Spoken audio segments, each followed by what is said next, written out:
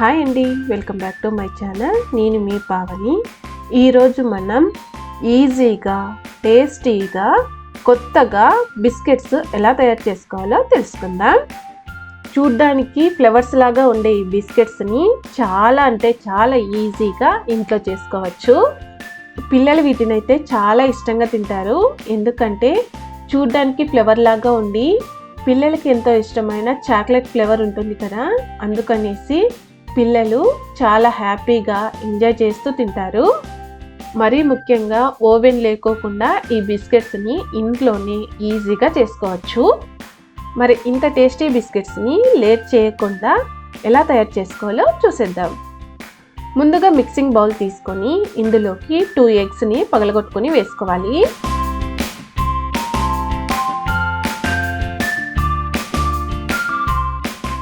ఇప్పుడు వీటిని ఫోర్క్ కానీ విస్కర్ కానీ తీసుకొని బాగా కలుపుకోవాలి.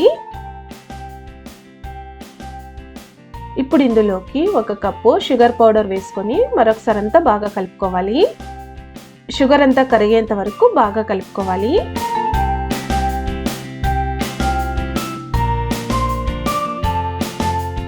చూడండి, షుగర్ అంతా కరిగింది కదా. ఇప్పుడు ఇందులోకి 1/2 కప్పు వరకు బటర్ వేసుకోవాలి. బటర్ లేకుంటే కనుక సన్ఫ్లవర్ ఆయిల్ కానీ నెయ్యి కానీ వేసుకోవచ్చు.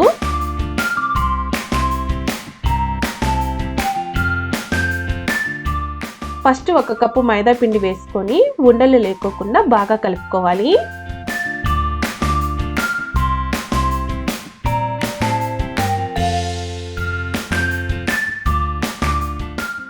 చూడండి, ఇలా కలుపుకున్న తర్వాత ఇప్పుడు ఇందులోకి మరికొద్దిగా మైదా పిండి వేసుకొని బాగా కలుపుకోవాలి. పిండి అంతా ఒకేసారి వేసుకుంటే ఉండలు కట్టేస్తుంది కనుక కొద్దిగా వేసుకుంటూ బాగా కలుపుకోవాలి. ఎగ్ బ్యాటర్లో మైదా పిండి బాగా మిక్స్ అయ్యి ఇలా చపాతీ ముద్దలాగా రెడీ అయ్యేంత వరకు మైదా పిండిని కొద్దిగా వేసుకుంటూ బాగా కలుపుకోవాలి. దాదాపు 2.5 నుంచి 3 కప్పుల వరకు మైదా పిండి వేసుకోవాలి.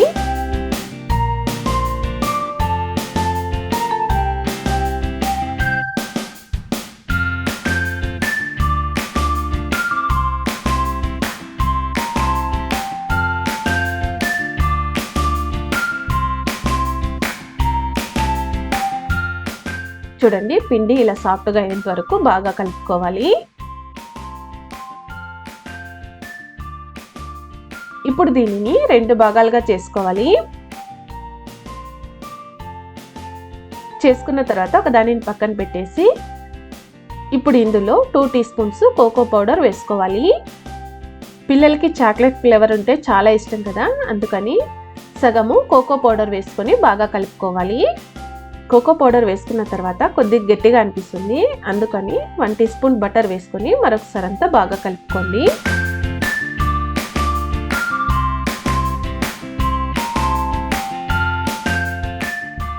చూడండి, ఇలా ముద్దలాగా అయ్యేంత వరకు బాగా కలుపుకోవాలి. ఇప్పుడు ఇందులోంచి కొద్దిగా పిండిని తీసుకుంటూ చిన్న ఉండలుగా రెడీ చేసుకోవాలి.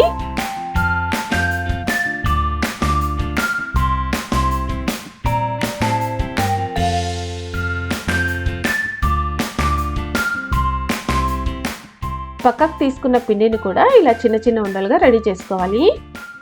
అన్నీ ఇలా రెడీ చేసుకున్న తర్వాత ఇప్పుడు ఇందులోంచి వైట్ కలర్ దానిని తీసుకొని వేళ్ళతో ప్రెస్ చేసుకుంటూ కొద్దిగా వెడల్పుగా అనుకోవాలి. ఇలా వెడల్పుగా అనుకున్న తర్వాత ఇప్పుడు దీని మధ్యలో కోకో పౌడర్ ఉండను పెట్టేసుకోవాలి. మనం పరాటాకైతే ఏ విధంగా మధ్యలో స్టఫ్ పెట్టి క్లోజ్ చేస్తాం చూడు, అలా చేసుకోవాలి.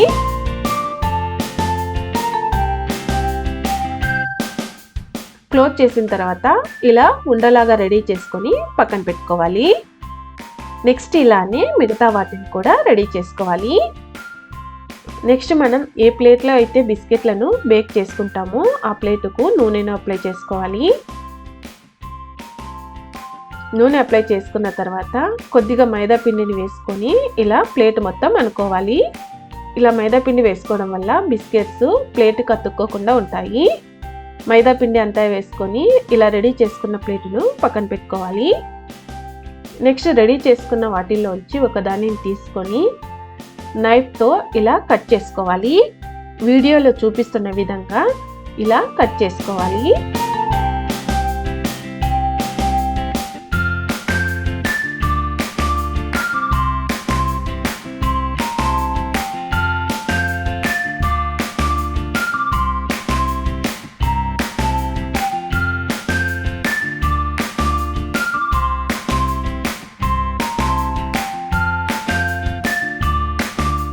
ఇలా కట్ చేసుకున్న తర్వాత ఇప్పుడు దీనిని చేతిలోకి తీసుకొని చూపిస్తున్న విధంగా అనుకోవాలి.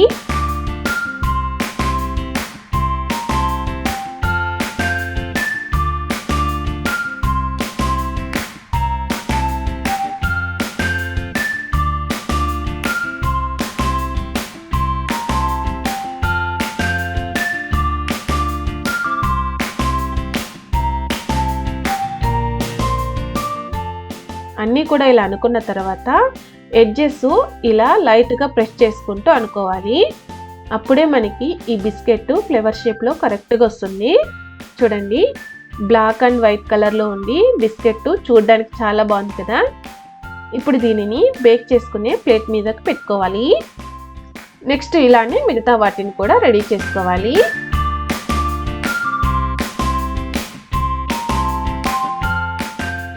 ఇప్పుడు వీటిని బేక్ చేసుకోవడానికి పెద్ద కడాయి తీసుకొని ఇందులో ఉప్పు వేసుకోవాలి.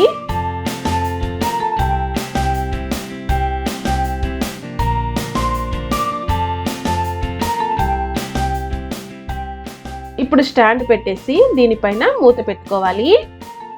ఇప్పుడు దీనిని 5 మినిట్స్ ప్రీ హీట్ చేసుకోవాలి. 5 మినిట్స్ తర్వాత మూత తీసేసి స్టాండ్ పైన రెడీ చేసుకున్న ప్లేటును పెట్టేసుకోవాలి. ఇప్పుడు దీనిపైన మూత పెట్టేసుకోవాలి.